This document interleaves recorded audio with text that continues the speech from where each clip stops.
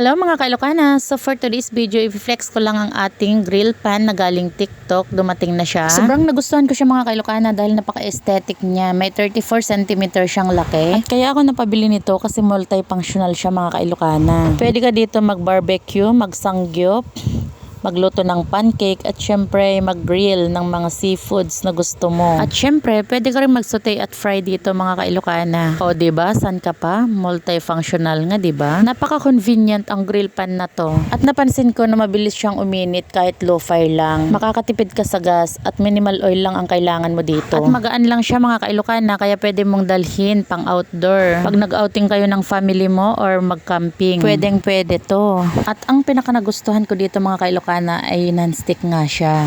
At perfect na perfect yung pagkaluto ng ating tosino mga Kailocana. Masyado na akong nagugutom dito mga Kailocana. So yun lang. At ito na ang ating naluto sa grill pan. Ayan. Kain na tayo.